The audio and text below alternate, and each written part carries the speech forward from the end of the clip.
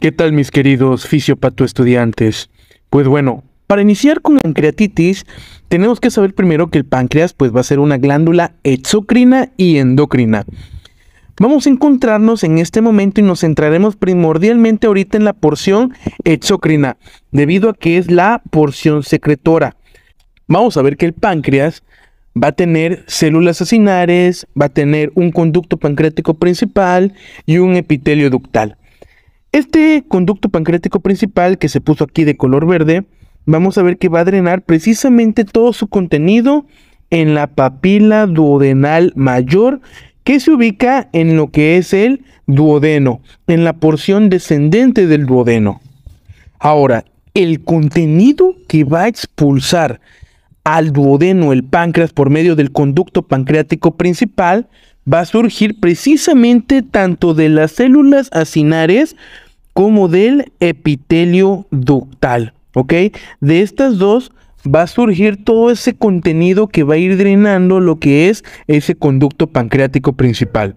Este epitelio ductal, su función va a ser producir fluido rico en bicarbonato, mientras que las células acinares, como vemos acá, un zoom de las células acinares, vamos a ver principalmente que el ADN que se va a encontrar en el núcleo de estas células acinares van a transcribir ese ADN en ARN, para luego traducirse en el retículo endoplásmico rugoso.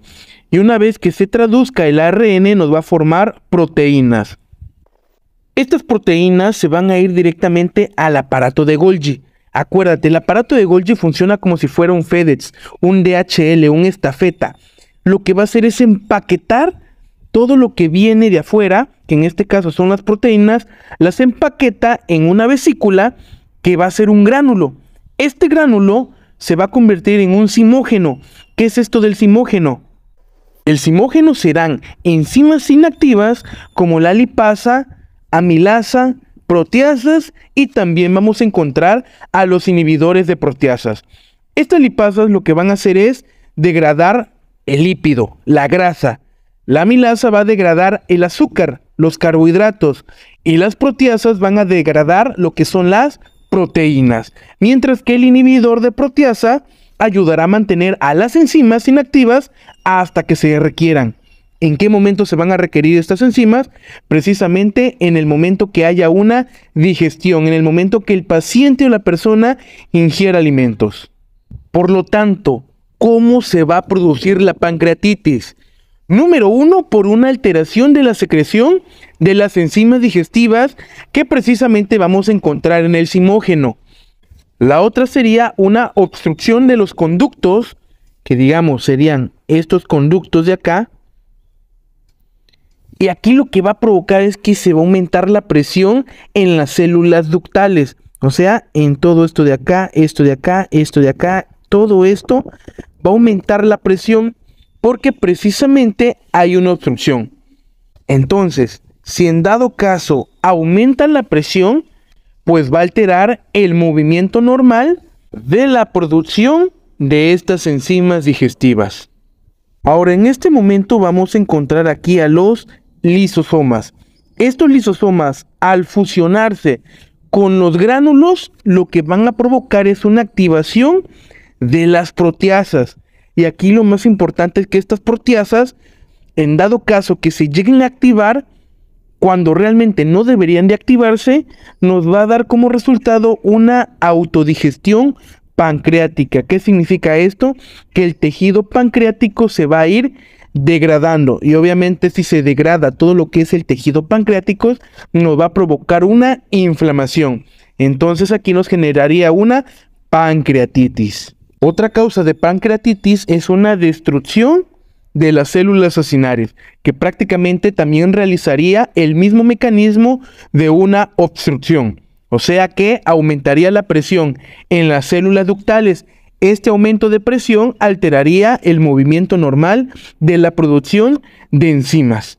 Y luego de ahí pues nos llevaría a una autodigestión pancreática.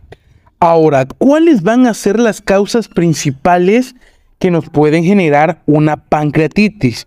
Como número 1, la causa principal de una pancreatitis aguda y la más común de pancreatitis aguda va a ser precisamente la litiasis biliar, o sea, litos biliares. Es la causa más común de pancreatitis aguda. ¿Qué va a pasar? Pues obviamente el lito va a viajar desde la vesícula y precisamente se va a ir por lo que es el conducto colédoco. Imagínate que el lito se queda en el conducto pancreático principal, pues obviamente nos provocaría una obstrucción, nos provocaría una acumulación de todas las sustancias y pues obviamente nos provocaría una inflamación.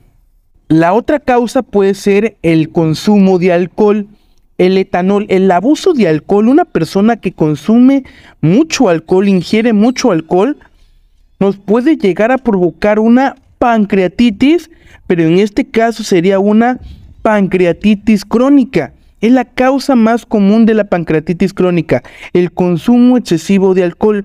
¿Qué va a pasar con el etanol? Bueno, el etanol estimula directamente a las células, lo que va a aumentar la producción de zimógenos. ¿Qué células? Las células acinares. Veremos que una vez que el alcohol tenga en contacto precisamente con las células acinares, pues obviamente al producir zimógenos, estos zimógenos ya en gran cantidad se van al sistema ductal, o sea, toda esta parte de acá. Algunos de los zimógenos se van a activar de manera indeseable y obviamente si se activan empieza la autodigestión pancreática. ¿Por qué? Porque empezaron a activarse sobre todo la proteasa. Otra cosa que va a provocar el etanol es que indica al epitelio ductal que produzca una secreción muy espesa, rica en bicarbonato. Esta secreción mucosa espesa lo que nos va a provocar es que va a obstruir los ductos. Y obviamente si hay una obstrucción de los conductos, aquí el mecanismo fisiopatológico de la obstrucción es que si se obstruye los conductos, aumenta la presión en las células ductales, por lo que ese aumento de presión altera el movimiento normal de la producción de las secreciones digestivas. De igual manera, el etanol nos activaría los neutrófilos. La acumulación de neutrófilos y la producción de especies reactivas de oxígeno pueden aumentar la producción de proteasas, enzimas digestivas que normalmente se van a mantener inactivas en el páncreas. Ahora, cuando hay una acumulación excesiva de estas proteasas, pues estas pueden activarse y comenzar a digerir el tejido pancreático, lo que puede provocar pues una autodigestión pancreática y un proceso inflamatorio, o sea, una pancreatitis. En caso de un trauma directo en páncreas, ya sea por algún golpe, trauma o incluso una lesión punzocortante directamente en el páncreas, habrá un daño directo en las células acinares, lo que provocaría que se activen los zimógenos. Y pues si se activan los zimógenos, ¿qué crees que nos va a pasar? Exacto, nos va a liberar proteasas y estas proteasas pues nos va a llevar directamente a una autodigestión pancreática y una inflamación. Otra causa de pancreatitis es una hipertrigliceridemia. Aquí lo que sucede es que los triglicéridos se absorben directamente en el tracto gastrointestinal. Estos se empaquetan por medio de nuestros enterocitos y cuando se empaquetan se van a formar kilomicrones. Estos kilomicrones, en caso que se vayan al suministro arterial, o sea que tape las arterias, pues obviamente si hay una obstrucción en las arterias, habría una disminución de oxígeno en el páncreas y si no llega oxígeno al páncreas, habría una isquemia en el tejido pancreático, lo que nos llevaría a una necrosis del tejido pancreático. Hay que tomar en cuenta que esta causa es de la menos común. Otra causa común son el consumo de esteroides. Y estos esteroides actuarían directamente en los epitelios ductales. ¿Qué va a pasar aquí con los esteroides? Bueno, los esteroides le dirían a las células ductales que aumente su secreción, una secreción mucosa y espesa. Y obviamente si es una secreción aumentada y aparte más densa, pues estas secreciones nos provocarían una obstrucción en todos los ductos del conducto pancreático principal y obviamente nos provocaría un proceso inflamatorio. Esto sucedería mucho en niños, pero pues no descartamos que también le pueda provocar a un adulto. Son las paperas. Aquí las paperas son provocadas por un virus que se le conoce como virus paramyxovirus. Este virus actúa directamente en los epitelios ductales y una vez que actúa en los epitelios ductales, los destruye completamente.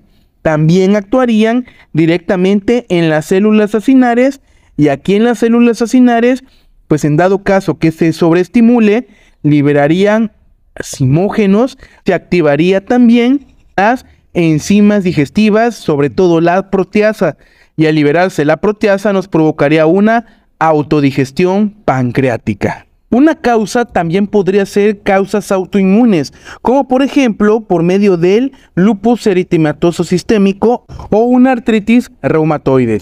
Aquí los anticuerpos de estas enfermedades autoinmunes destruirían directamente a las células epiteliales ductales y también atacarían directamente a las células acinares, provocándonos un aumento de simógeno y una activación de las enzimas digestivas. Si se activan las proteasas, habría una autodigestión pancreática y una inflamación. Otra causa que, muy rara, pero que podría suceder, es una picadura de escorpión o incluso hasta de alacrán.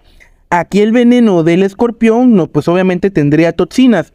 Estas toxinas que precisamente libera el insecto destruye los epitelios ductales.